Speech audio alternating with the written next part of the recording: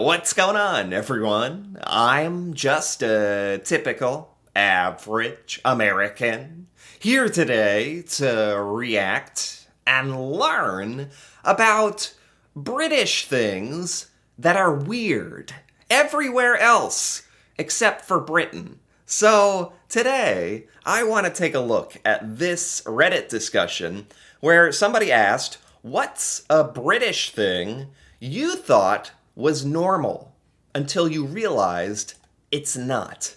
So they're saying, have you ever had that moment where you mention something completely normal to you and someone from another country looks at you like you've lost the plot?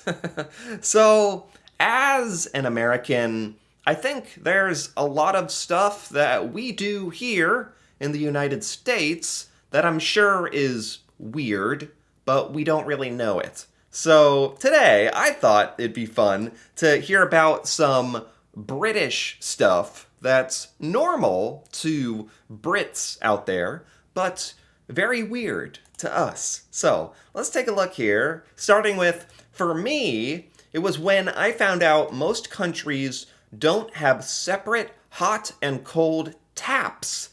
I just assumed everyone either burned or froze their hands like we do. Is that really the plight of the British existence, that you're either freezing or burning your hands? I've heard of this before, that in Britain, like a lot of houses and places have two taps, two faucets. It's not just like in America, you just have the one tap and you choose whether it's hot or cold. I actually thought that this was somewhat prevalent in Britain at this point.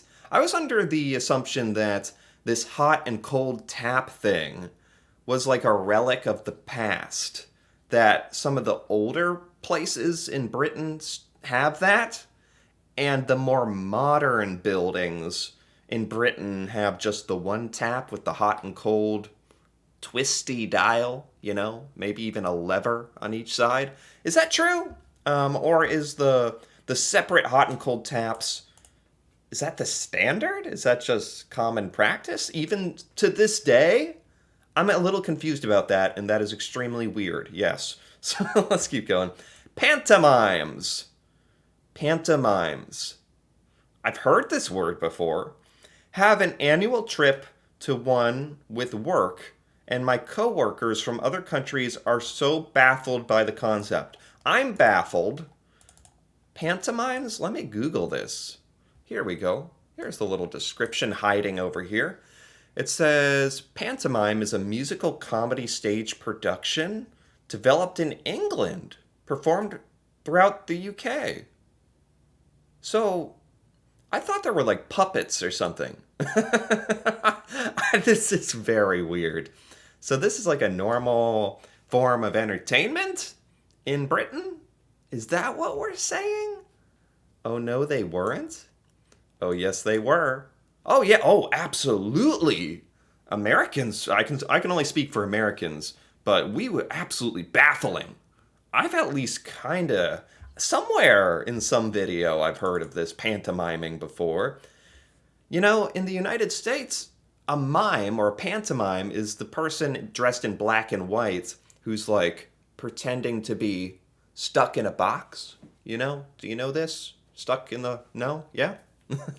I'm sure you've heard of that. This seems to be a bit different in Britain. Because if you saw a pantomime in the United States, it would be that specifically the black and white person in a box pretending to pull rope, except there's no rope. And we're like, whoa, how's he doing that? Seems to be a different definition, for one thing. And I thought there were puppets or something. I'm confused. This is very strange. Checks out for the video. British things that are weird everywhere else. Christmas crackers. I thought, we're not talking about like crackers that you eat. These are crackers that you like pull and they pop. I was talking to an American friend about them the other day, and they were completely mystified. Yeah, because when I first read Christmas crackers, the first thing that came to my mind is some kind of Christmas food, Christmas treat. This is, let me get a picture of this, honestly. Christmas crackers. This is not a thing in the United States. Yes, these things. They seem cool. They got like stuff in them, right? Like a little paper hat or something.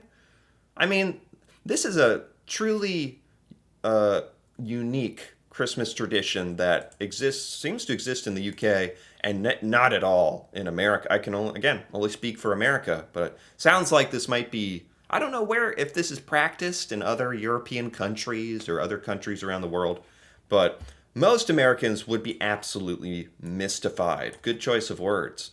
I remember American Doctor Who fans spending ages debating what it all meant when multiple Christmas specials had them wearing little paper crowns. yeah, I think a while back I did like a British Christmas reaction. So I'm at least a little familiar with these crackers and the little paper crown. Not a hat, it's a crown. Yeah, whenever this stuff shows up in America, like British pop culture, Doctor Who, or whatever, I think most Americans are pretty baffled. Yeah.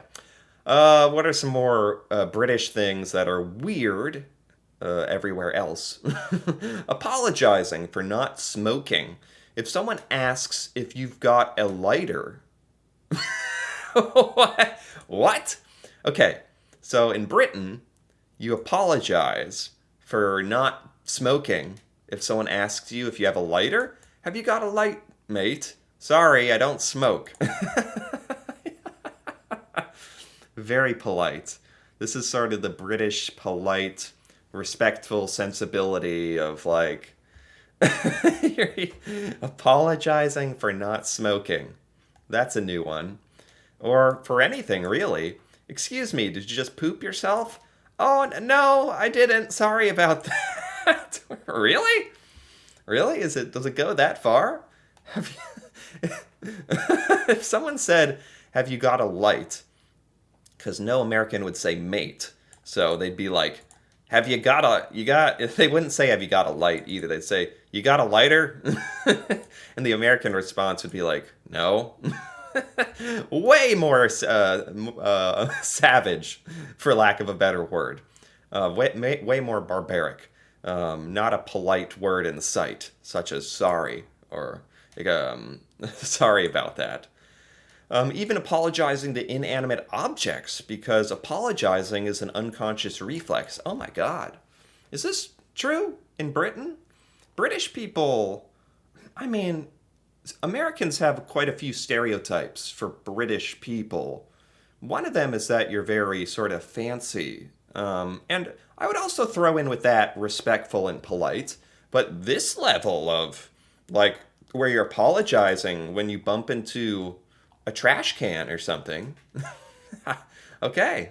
And not a bad quality, by the way. Not a bad quality at all. I'd much rather go lean in that direction of being overly nice and respectful rather than underdoing it, like many Americans are guilty of. So what are some more things Brits do that are normal in Britain but weird everywhere else? Saying quarter past and quarter to, and all that sort of thing when describing the time. Funny enough, this is, of all the things on this list, this is the first one that's kind of normal in America too. How did this happen? Because there's a lot of language differences between America and the UK. And then randomly, you guys say quarter past, like 3:15, 8:45. I would understand that, yeah. I don't know what that means. The American who asked me what the time, when I answered 10 to, like 10 to 3, he knew the hour. We were waiting for the same ferry. A ferry? Oh my God, how British. A ferry. That American should have understood this. I'm not going to lie. Most Americans are supposed to be able to understand, 9:30, 9:45, even like 10 to 6. That's not as common, but like 10 past 6. I mean, yes, I'm going to stop making excuses for us. We should understand that. That is common enough in America. I'm from America. We say this stuff. Yeah, exactly. That's what I was thinking. Who was that guy? Jeez, giving us a bad name because everyone knows what a great sterling name we have.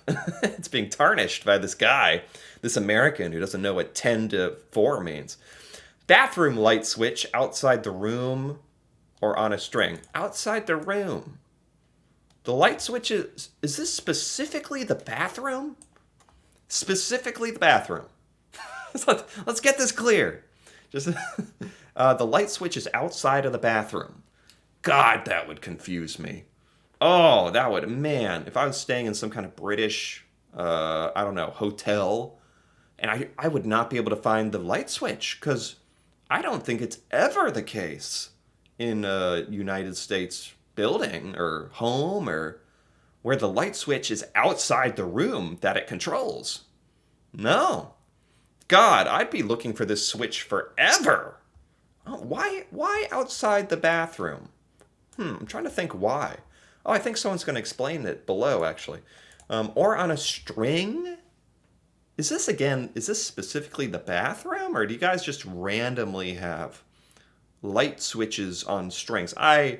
You only find that in an American household, like in the attic or a random closet in an older home. There will be a pull string. Is this just the norm in Britain? Is that what I'm to understand? How weird. There must be a reason. You're in the bathroom, it's late at night, you can't see, you're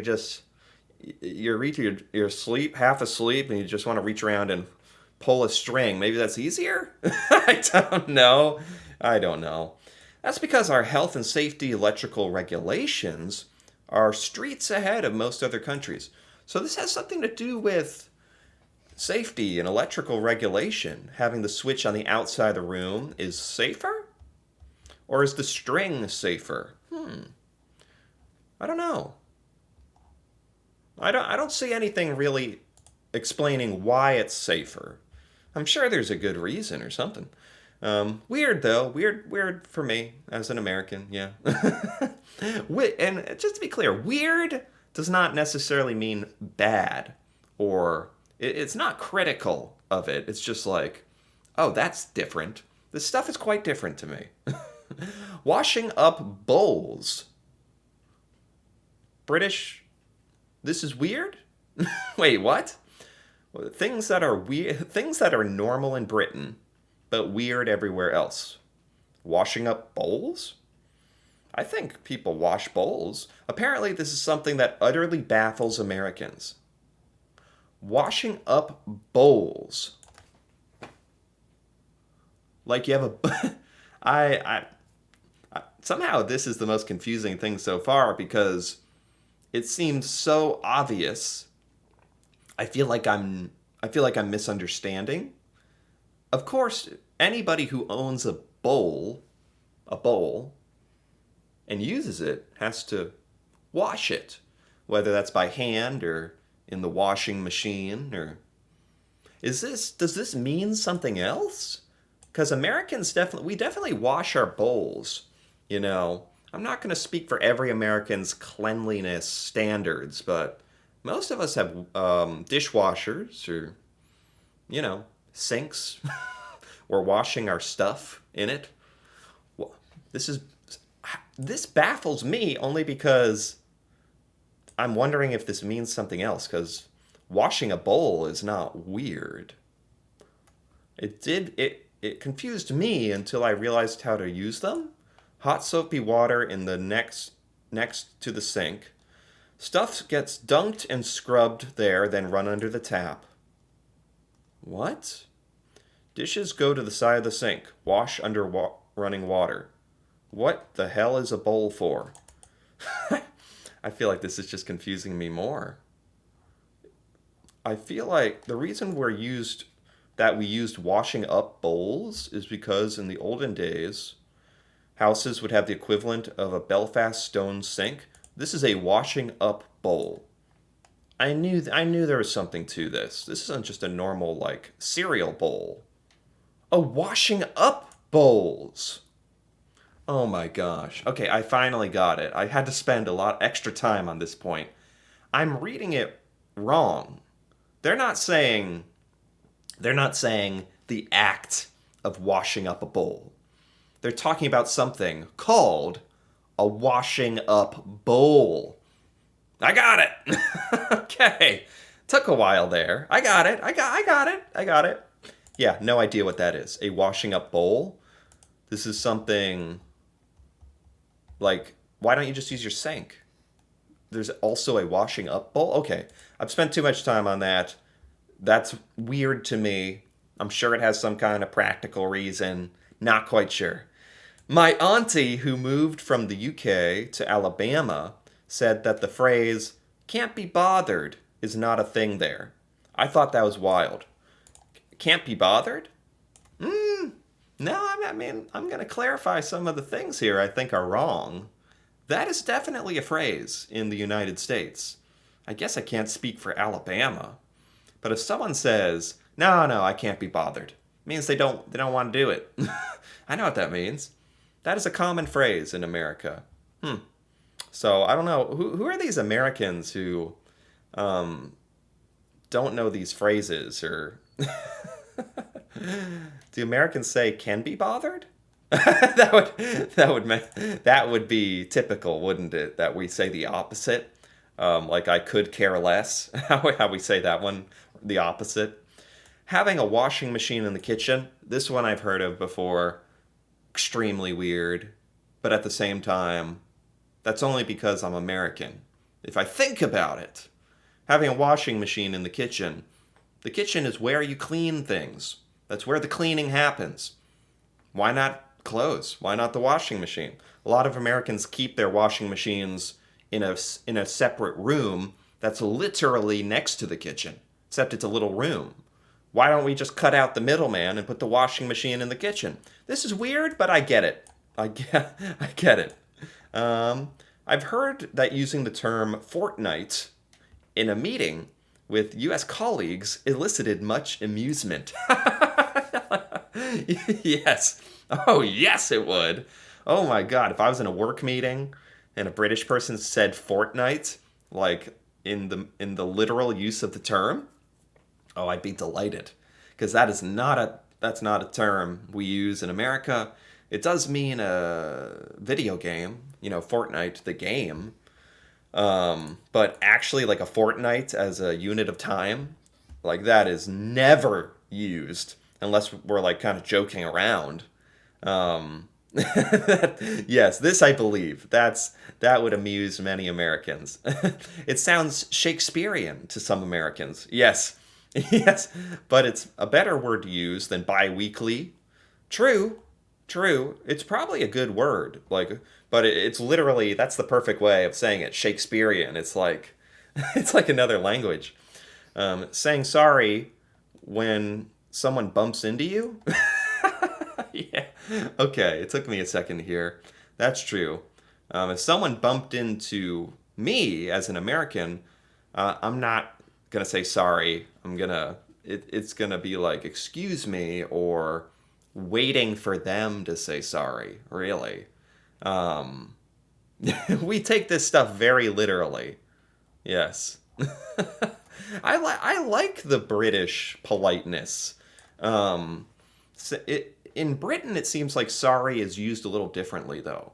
Like, sorry is acknowledging something has happened, it's letting the other person know everything's okay, we're cool, it's letting them know they did something. Whereas in America, sorry is an admission of guilt. We take it very serious. We're very slow to actually say sorry, because it means like we did something wrong.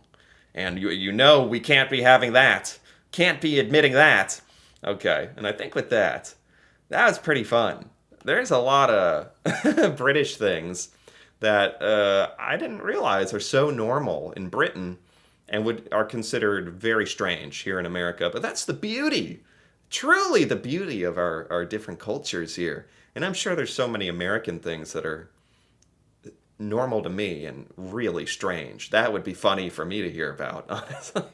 So, anyway, If you enjoyed this as well, feel free to give this video a like or leave a comment. If you're British, what are some British things that are normal to you, but you've heard others from other countries say is weird? Or any clarification on the things I read here today. I'm sure I misunderstood some stuff, like the washing up bowl, and that'd be fun to hear about. And if you're interested in more videos like this, me reacting to Britain and learning about British culture, feel free to subscribe for more. And until then, thanks for watching, and see you next time.